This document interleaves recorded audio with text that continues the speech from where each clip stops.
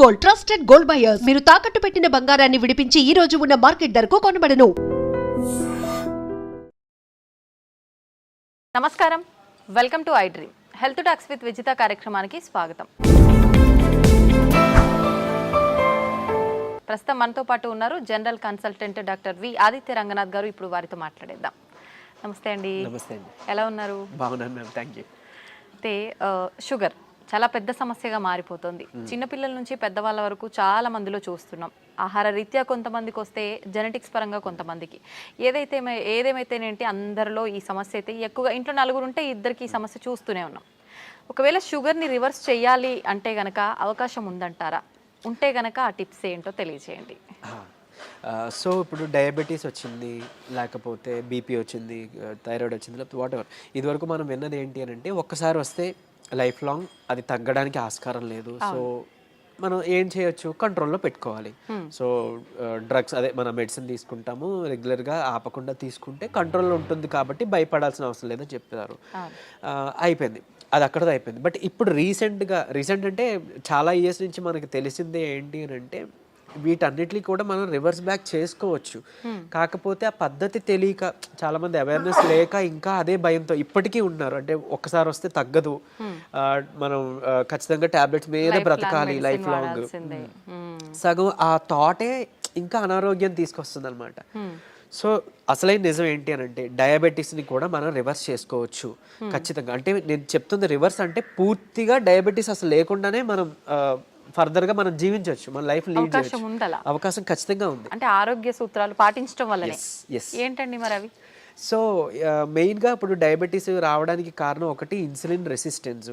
సరే, insulin resistance అంటే ఏం లేదండి, ఇప్పుడు మనం ఎక్కువసార్లు తీసుకుంటాం, డే మొత్తంలో ఎక్కువసార్లు తినడం, లేదా ఏదైనా మధ్యలో గ్యాప్స్లో మళ్ళీ ఇప్పుడు లంచ్, డిన్నర్, పొద్దున్న బ్రేక్ఫాస్ట్కి మధ్యలో మళ్ళీ ఏదైనా టీ, ఏదో కాఫీ అలవాటు ఉంటుంది, లేదంటే ఇంకేదైనా స్నాక్స్ తింటాం. ఇలాంటి అలవాటు ఎక్కువ అయిపోయి ఏంటి అని అంటే మనం ఏది తిన్నా ఏది తాగినా, అంటే వాటర్ తప్పిస్తే మిగిలిన ఏం తీసుకున్నా మన బాడీలో ఇన్సులిన్ ప్రొడక్షన్ జరుగుతుంది.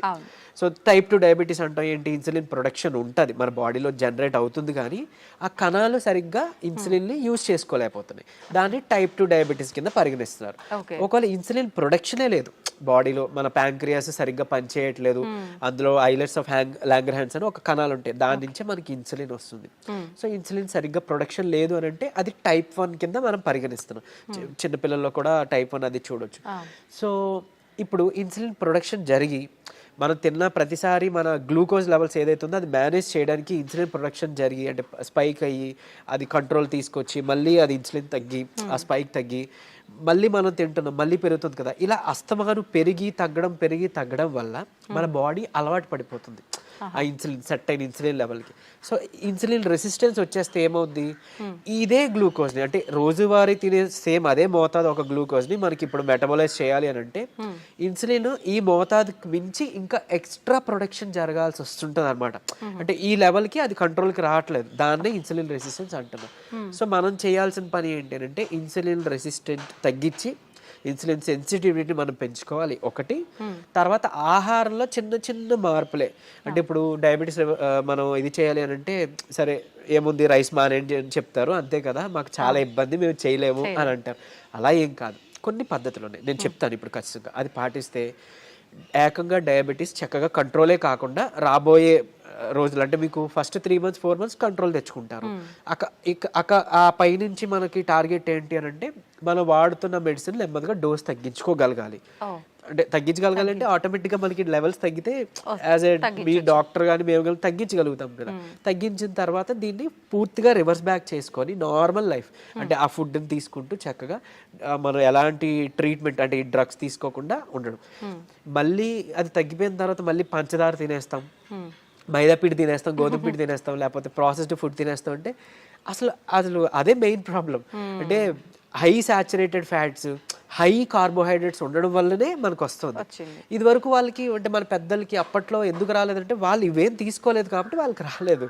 సో మనం అది ఫుడ్డే ఇది ఫుడ్డే కదా, ఏదో నార్మల్ లైఫ్, అంటే తగ్గిన తర్వాత మళ్ళీ తినేయచ్చు అన్న వాళ్ళకి ఇది ఆన్సర్ చెప్తున్నా. సో అది కాదు, నార్మల్గా మీరు రైస్ తీసుకోవచ్చు, రైస్ పూర్తిగా మానే అవసరం లేదు, కాకపోతే రైస్తో పాటు కొన్ని తీసుకోవాల్సి ఉన్నాయి. సో చూడండి సింపుల్ టెక్నిక్, హై కార్బోహైడ్రేట్స్ తీసుకోకూడదు, హై కాంప్లెక్స్ కార్బోహైడ్రేట్స్ తీసుకోకూడదు, తర్వాత హై సాచురేటెడ్ ఫ్యాట్స్ తీసుకోకూడదు. సో ఇవి తప్పిస్తే మరి మిగిలిన ఆప్షన్ ఏంటి? కొంతమంది ఇక్కడ ఏం చేస్తారంటే కార్బోహైడ్రేట్స్ తీసుకోకూడదు అన్నారు కాబట్టి పూర్తిగా కార్బోహైడ్రేట్స్ని తగ్గించేస్తున్నారు, అంటే నో కార్బోహైడ్రేట్ ఫుడ్ అంటారు, అలా వెళ్ళిపోతున్నారు, కీటో డైట్స్ అని. అలా వద్దు. అలా అయితే ఏమవుతుందంటే మనకి ఇన్ని సంవత్సరాలు లేదా ఇన్ని జనరేషన్స్గా మనకి బాడీకి కార్బోహైడ్రేట్స్ అలవాటు, సో దాని డైజెషన్ అలవాటు. సో అక్కడి నుంచి మళ్ళీ అది బ్రేక్ డౌన్ అయ్యి గ్లూకోజ్ కింద మనకి కన్వర్ట్ అవుతుంది, మనకి శక్తిని ఇస్తుంది, బాగుంది. మీరు తినడం మానేస్తే ఒకటి మీకు కూడా బాడీకి అది కొత్తది ఏంటంటే కార్బోహైడ్రేట్స్ అసలు అది డైజెషన్ చేసే ఒక పద్ధతే మర్చిపోద్ది మన బాడీ. సో రేపు పొద్దున్న నార్మల్ సింపుల్గా కార్బోహైడ్రేట్స్ తీసుకున్నా దానికి చాలా కష్టపడాల్సి వస్తుంది. అండ్ ఈవెన్ ఒకవేళ జెనెటికల్గా నెక్స్ట్ జనరేషన్స్ పాస్ ఆన్ అయింది అనుకోండి, అది ఇంకా ఇబ్బందిగా, అంటే నార్మల్ అన్నమే మనం అరాయించుకోలేకపోవచ్చు, లేకపోతే నార్మల్ సమోసానే ఎంజాయ్ చేయలేకపోవచ్చు మనం. సో అట్లా. సో సరే ఓకే, హై కార్బ్స్ అంటే తెలుసు, ఈ రైస్ నార్మల్గా తీసుకునేవి, ఈ రైసు తర్వాత ఈ మైదా గోధుమ పిండి ఇవన్నీ తినమని చెప్తుంటారు, అంటే రైస్ని తగ్గించి మైదా గోధుమ పిండి తినమని అంటారు కదా. సో అది కూడా రిఫైన్డ్ తీసుకుంటే, పంచదార లేకపోతే గోధుమ పిండి ఇవన్నీ రిఫైన్డ్ ఫ్లోర్ బయట కొని తెచ్చుకుంటే అది కూడా మళ్ళీ మనకు ప్రాబ్లమే. సో మనం మిల్లులో వెళ్ళి ఆడించుకుందాం, అంటే డైరెక్ట్గా వెళ్ళి మనం గోధుమలు అలాగా గోధుమలు, దానికి జొన్నలు యాడ్ చేయొచ్చు, రాగులు యాడ్ చేయొచ్చు, సోళ్ళు అంటాం కదా, సో అలా రాగి మాల్ట్లో తీసుకునే రాగులు అవన్నీ యాడ్ చేసి దాంతో మనం రొట్టిలానో లేకపోతే మిల్లెట్స్ ఏమైనా దానికి యాడ్ చేసి, కినోవా అని ఇప్పుడు వస్తుంది, సరే అంత అఫోర్డ్ చేయలేదు అన్న వాళ్ళకి పోనీ మనకి ఏమంటారు సామెలు, అరికిలు, గంటలు అలాంటివన్నీ తక్కువ రేట్కే వస్తుంటాయి కదా, అలాంటివి ఇంక్లూడ్ చేసుకోవచ్చు. పూర్తిగా రైస్ మానేమని నేను చెప్పట్లేదు, రైస్తో పాటు ఇది తీసుకోండి. సరే ఇదంతా కాదులేండి, ఓన్లీ రైస్ నాకు కర్రీ మాత్రం అలవాటు ఉంది, పోనీ ఇంకేదైనా సింపుల్గా చెప్పండి అని అంటే ఉంది ఒక పద్ధతి. మనకి ఇప్పుడు ఇన్సులిన్ రెసిస్టెన్స్ అని మాట్లాడుకున్నామే, HbA1c మీ అందరికీ తెలుసు, 3 నెలల యావరేజ్ తీస్తే మనకి ఎంత ఉంది అనే దాని మీద మన డయాబెటీస్ ఉందా లేదా, కంట్రోల్లో ఉందా లేదా అని తెలుస్తుంది. సో దాన్ని మనం కంట్రోల్ పెట్టడానికే కదా ఇప్పుడు అన్నీ చెప్తున్నాం, మన ఇన్సులిన్ వాడాలన్నా లేకపోతే ఈ మెట్ఫార్మిన్ మన డయాబెటీస్ డ్రగ్స్ వాడాలంటే కూడా మనకు అలానే దేవుడు కూడా ఇచ్చిన ఆహారంలో ఈ పని చేసే ఉన్నాయి. ఏంటి అని అంటే ఒకటి కీరా దోసకాయలు, తర్వాత పంకిన్ సీడ్స్ గుమ్మడి గింజలు, తర్వాత పాలకూర. వీటిలో ఏంటంటే పాలకూరలో తర్వాత పంకిన్ సీడ్స్లో వైటమిన్ ఈ ఉంటుంది, అది మీ HbA1cని చక్కగా కంట్రోల్ తీసుకొస్తుంది. అండ్ ఇప్పుడు చెప్పిన ఆహార పదార్థాల్లో మీకు ఇన్సులిన్ రెసిస్టెన్స్ని తగ్గించి సెన్సిటివిటీని పెంచే ఉంటాయి. సో ఇప్పుడు సరే కొంత లిస్ట్ చెప్తాను చూడండి. మష్రూమ్స్ బాగా అదే మన ఉడకబెట్టిన గుడ్లు ఫుల్గా విత్ సొనతో పాటు తీసుకోవాలి, అది కొలెస్ట్రాల్ కాదు, మంచి కొలెస్ట్రాల్ తీసుకోండి.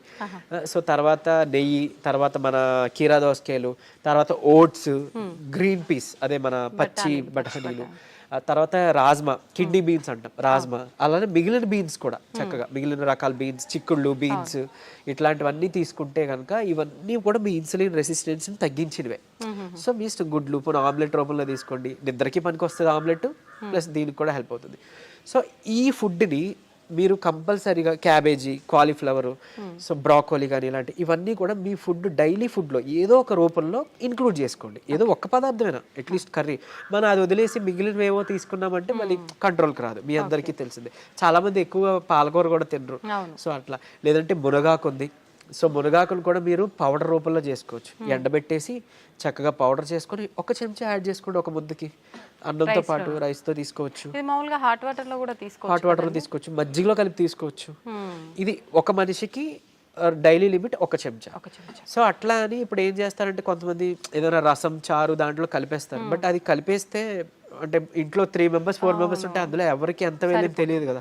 సో డైరెక్ట్గా మీరు కలుపుకోవడం బెటర్, ఏదర్ వాటర్లోనో మజ్జిగలోనో లేదా మీ అన్నం గిన్నెలోనో. ఇంకోటి అన్నము, ఇప్పుడు అలానే అదే అన్నము కూర తినే ముందుగా 1 కప్పు కీరా దోసకాయ తీసుకోండి, లేదా బీన్స్, మొలకలు తీసుకోండి చక్కగా, ఇవన్నీ మీకు హెల్ప్ అవుతుంది. లేదంటే మన దాలిమ్మ గింజలు 1 కప్ పెట్టుకోవచ్చు, పెట్టి ముందు అది తిని తర్వాత అన్నము కూర మనం తీసుకుందాం. అలానే అన్నం తినే ముందు, టిఫిన్ తినే ముందు, నైట్ డిన్నర్ చేసే ముందు ఏం చేయొచ్చు అనంటే కొంచెం పెప్పర్ అంటే మన మిరియాల పొడి 1 చిటికెడు తీసుకొని నిమ్మరసం యాడ్ చేసి కొంచెం గోరువెచ్చని నీటిలో ఒక కప్పు లేదా 1 గ్లాసు గోరువెచ్చని నీటిలో కలిపి తాగేసేయండి. ఎందుకు అనంటే ఇప్పుడు ఈ పెప్పర్లో ఉండే పైపరిన్ అనేది మన ఏమంటారు యాక్టివ్ ఇంగ్రీడియంట్, మెడిసినల్ వాల్యూ ఉండే ఇంగ్రీడియంట్. ఇది మన లివర్లో ప్యాంక్రియాస్లో అదే ఎక్కడి నుంచి అయితే ఇన్సులిన్ వస్తుందో అందులో అక్కడ డైజెషన్ ఎంజైమ్స్ని వాటిని కూడా మంచిగా ఇది ఏమంటారు మెటబాలైజ్ చేస్తుంది. కరెక్ట్గా మెటబాలిజం బాగా జరిగి ఎంజైమ్స్ అన్ని మంచిగా ఫంక్షన్ అయ్యేలా చేస్తుంది.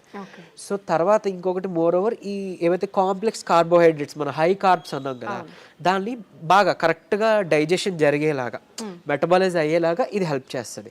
అండ్ ఈవెన్ మన పోషకాలు ఏవైతే ఉన్నాయో ఆకుకూరలోనో లేకపోతే మనం తీసుకునే ఫుడ్లోనో అవి మన వంట పట్టడం అంటాం కదా మన అబ్జార్ప్షన్ అవి అబ్జార్బ్ చేయడానికి ఈ పైపర్ ఈ పెప్పర్ మన మిరియాలు పొడి చాలా బాగా హెల్ప్ చేస్తుంది. సో ఈ రూపంలో తీసుకున్నారనుకోండి మీరు తిన్న తర్వాత పెరిగే షుగర్ లెవెల్స్ కంట్రోల్కి వస్తాయి అండ్ ఈవెన్ మనకి లోపల ఫంక్షనింగ్ బాగా మెరుగుపడుతుంది. ఇకపోతే డయాబెటీస్ రివర్సల్ గురించి వద్దాం. సో నేను ఇప్పుడు చెప్పింది 3 to 4 months చేస్తే ఖచ్చితంగా మీ షుగర్ లెవెల్స్లో చాలా వరకు మీకు తగ్గడం మీరే గమనించుకుంటారు. మీరు ఇంత అద్భుతంగా పనిచేస్తుందా అని అంటారు.